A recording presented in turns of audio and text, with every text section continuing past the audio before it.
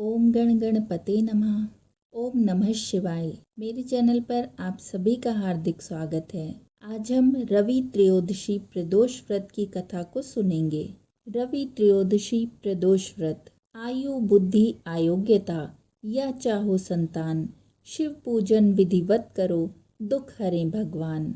एक समय सर्व प्राणियों के हितार्थ परम पावन भागीरथी के तट पर ऋषि समाज द्वारा विशाल गोष्ठी का आयोजन किया गया। विद्य महर्षियों की एकत्रित सभा में व्यास जी के परम शिष्य पुराणवेता सूत जी महाराज हरि कीर्तन करते हुए पधारे। सूत जी को देखते ही शौनकादि 88,000 ऋषि मुनियों ने खड़े होकर दंडवत प्रणाम किया। महाज्ञानी सूत जी ने भक्ति भाव से ऋषियों को हृदय से लगाया तथा आशीर्वाद दिया। विद्वान ऋषिगण और सब शिष्य आसनों पर विराजमान हो गए। मुनिगण विनीत भाव से पूछने लगे कि हे परम दयालु, कली काल में शंकर की भक्ति किस आराधना द्वारा उपलब्ध होगी? हम लोगों को बताने की कृपा कीजिए, क्योंकि कलयुग के सर्व प्राणी पाप कर्म में रत रहकर वेद शास्त्रों से विमुख रहेंगे। दीनजन अनेकों संकटों से त्रस्त रहेंगे। हे मुनि, श्रेष्ठ कलिकाल में सत्कर्म की ओर किसी की भी रुचि न होगी। जब पुण्य क्षीर्ण हो जाएंगे तो मनुष्य की बुद्धि असत कर्मों की ओर खुद ब खुद प्रेरित होगी, जिससे दुर्विचारी पुरुष वंश सहित समाप्त हो जाएंगे। इस अखिल भूमंडल पर जो मनुष्य ज्ञानी होकर ज्ञान की शिक्षा नहीं देता, उस पर परमपिता परमेश्वर कभी प्रसन्न नहीं होते हैं। हे महामुनि, ऐसा कौन सा उत्तम व्रत है जिससे मनवांछित फल की प्राप्ति होती हो? कृपा करके बताइए। ऐसा सुनकर दयालु हृदय श्री सूत जी कहने लगे कि हे श्रेष्ठ मुनियों तथा शौनक जी, आप धन्यवाद के पात्र हैं। आपके विचार सराहनीय एवं प्रशंसनीय हैं। आप वैष्णव अग्रण्य हैं, क्योंकि आपके हृदय में सदा परहित की भावना रहती है।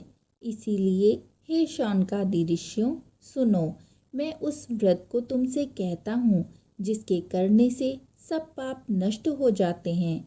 धन वृद्धि कारक, दुख विनाशक, सुख प्राप्त कराने वाला, संतान को देने वाला, मनवांछित फल प्राप्ति कराने वाला यह व्रत तुमको सुनाता हूँ, जो किसी समय भगवान शंकर ने सती जी को सुनाया था और उनसे प्राप्त यह परम श्रेष्ठ उपदेश मेरे पूज्य पाल गुरु जी ने मुझे सुनाया था, जिसे आपको समय पाकर शुभ बेला में मैं सुनाता हूँ। बोलो उमापति शंकर भगवान की जय। सूत जी कहने लगे कि आयु बुद्धि स्वास्थ्य लाभ हेतु रवि त्रयोदशी का व्रत करें। इसकी विधि इस प्रकार है। प्रातः स्नान कर निराहार रहकर शिव ध्यान में मग्न हो शिव मंदिर में जाकर शंकर जी की पूजा करें। पूजा के पश्चात अर्धपुंड त्रिपुंड का तिलक धारण करें। बेलपत्र चढ़ाएं, धूप दीप अक्षत से पूजा करें। ऋतु फल चढ़ाएं। ओम नमः शिवाय इस मंत्र का रुद्राक्ष की माला से जप करें। ब्राह्मण को भोजन करा के सामर्थ्य अनुसार दक्षिणा दें। तत्पश्चात मौन व्रत को धारण करें। व्रती को सत्य भाषण करना चाहिए। हवन आहुति भी देनी चाहिए। हवन करते समय मंत्र बोलें। ओम क्लीं क्लीं नमः शिवाय स्वाहा। ओम ह्रीं क्लीं नमः शिवाय स्वाहा। इससे आहुति देनी चाहिए। इससे अभिष्ट फल की प्राप्ति होती है। व्रती को पृथ्वी पर शयन करना चाहिए। एक बार भोजन करे, इससे सर्व कार्य सिद्ध होते हैं। श्रावण मास में तो इसका विशेष महत्व है। यह सर्व सुख धन आरोग्यता देने वाला है। यह व्रत इन सब मनोरथों को पूर्ण करता है। हे ऋषिवरों, यह प्रदोष व्रत जो मैंने आपको बताया है, किसी समय शंकर जी ने सती जी को और वेदव्यास मुनि ने मुझको सुनाया था। शौनकादि ऋषि बोले कि हे पूज्यवर महामते, आपने यह व्रत परम गोपनीय, मंगलप्रद, कष्ट निवारक बतलाया है। कृपा करके यह बताने का कष्ट करें कि यह व्रत किसने किया और उसे क्या फल प्राप्त हुआ। श्री सूत जी बोले कि हे विचारवान ज्ञानियों, आप शिव के परम भक्त हैं। आपकी भक्ति देखकर मैं व्रती पुरुषों की कथा कहता हूँ। एक ग्राम में अति दीन ब्राह्मण निवास करता था। उसकी साध्वी स्त्री प्रदोष का व्रत किया करती थी। उसके घर एक ही पुत्र रत्न था। एक समय की बात है कि वह पुत्र गंगा स्नान करने के लिए गया। दुर्भाग्यवश मार्ग में चोरों ने उसे घेर लिया और वह कहने लगे कि हम तुझे मारेंगे, नहीं तो तू अपने पिता का गुप्त धन बतला दे। बालक बड़े दीन भाव से कहने लगा कि हे बंधुओं, हम अत्यंत दुखी दीन हैं, हमारे पास धन कहाँ है। चोर फिर कहने लगे कि तेरे पास पोटली में क्या बंधा है। बालक ने निसंकोच होकर कहा कि मेरी माता ने मुझे रोटी बनाकर बांध दी है। दूसरा चोर बोला कि भाई, यह तो अति दीन और दुखी हृदय है, इसे छोड़िए। बालक इतनी बात सुनकर वहां से प्रस्थान करने लगा और एक नगर में पहुंचा।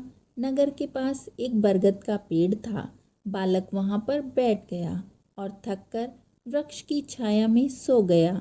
उस नगर के सिपाही चारों ओर खोज रहे थे कि खोज करते करते उस बालक के पास आए। सिपाही बालक को चोर समझकर राजा के समीप ले गए। राजा ने उसे कारावास की आज्ञा दे दी। उधर बालक की माता भगवान शंकर का प्रदोष का व्रत कर रही थी। उसी रात्रि राजा को स्वप्न हुआ कि यह बालक चोर नहीं है, प्रातः इसे छोड़ दो, नहीं तो आपका वैभव, राज्य सब शीघ्र ही नष्ट हो जाएगा। रात्रि समाप्त होने पर राजा ने उस बालक से सारा वृतांत पूछा। बालक ने सारा वृतांत कह सुनाया।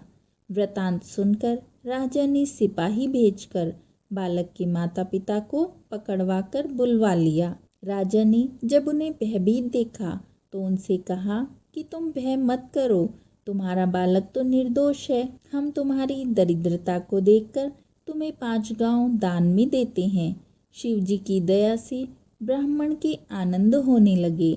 इस प्रकार जो कोई भी इस व्रत को करता है उसे आनंद की प्राप्ति होती है। शौनकादि जी ऋषि बोले कि हे दयालु, आप कृपा करके अन्य प्रदोष व्रत भी हमें सुनाइए। इस प्रकार ये रवि प्रदोष व्रत कथा यही समाप्त होती है। कोई त्रुटि हुई है तो क्षमा कीजिए। बोलिए ओम नमः शिवाय।